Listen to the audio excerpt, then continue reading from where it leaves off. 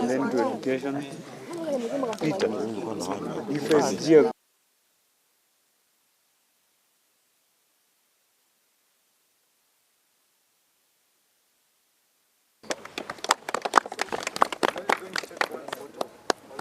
What to do at what down? Pull down. I think we are misbehaving. Msongori. Okay, give me that speech. I would like to start my statement by picking up from the second last sentence of my last social media post. It's a statement from our national anthem. May we dwell in unity, peace, and liberty.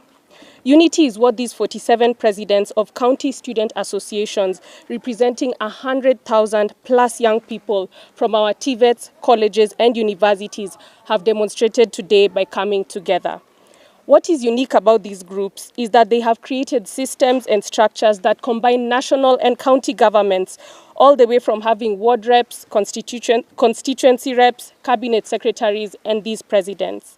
They are challenging themselves to understand how leadership and governance works, because in the next few years, they are the next MPs, the next CEOs, the next founders of organizations.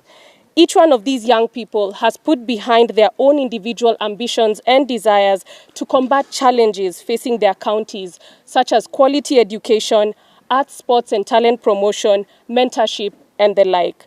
They are organized and have come together with one accord, in common bond, united. I know this because I have interacted and worked with some of you for the past year or so, and I'm very proud of your achievements thus far. Peace is something that has been far from us in recent days. It is something that we are praying for and leading the front in attaining as young people.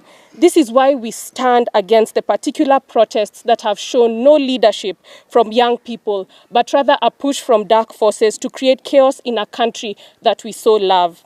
Looted businesses and many days of operation lost for profit-making organizations and community-oriented companies are so disheartening. One of the ways out of poverty is entrepreneurship and business, something we're encouraging our young people to engage in, and something we have to strongly safeguard. I mean, how else will plenty be found within our borders? Liberty is our expression of freedom. We have freely used our voices and platforms to be a part of current affairs. I say we, because I stand before you today, not just as the president's daughter, but as one of you, a young Kenyan passionate about our country's future. I hear your voices, I understand your concerns. The challenges we face as a generation are real and pressing. From unemployment to the rising cost of living, we are all feeling the impact of our current economic situation. I want you to know that your engagement in our nation's affairs is not just welcome, but essential. They all contribute to the vibrant democracy we are building together.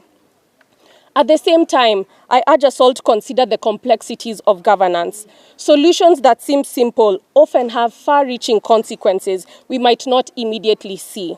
This doesn't mean we should stop pushing for change, but that we should approach these issues with nuance and openness to dialogue. As I continue to use my platforms to support all young people, I would like us to engage constructively. Let's criticize when necessary, but also propose solutions.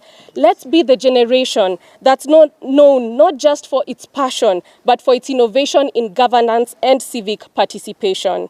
I don't have all the answers, and I won't pretend to. But I'm here to listen, to learn, and to work alongside each of you for a Kenya that reflects our hopes and dreams.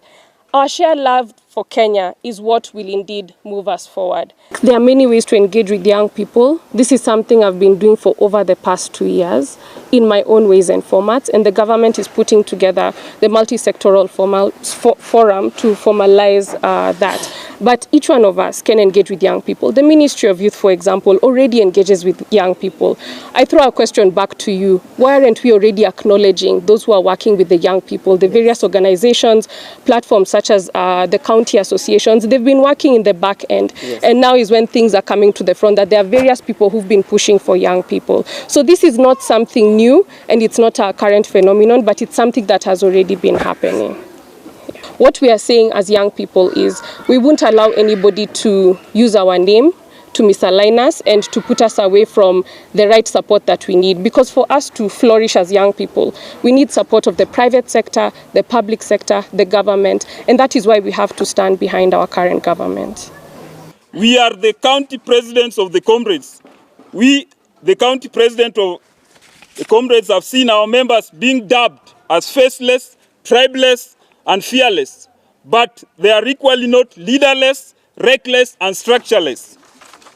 That being said, we have agreed on the following.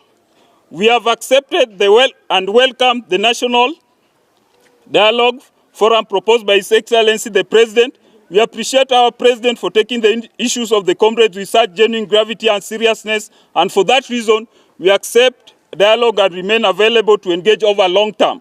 We are privileged to have the opportunity to interact, to interrogate and discuss for the matters of students, education, and foster a cultural interchange between us, between any stakeholder in the education sector, and above all, to create a generation that is educated, and above all, give a public civic education to all the generation.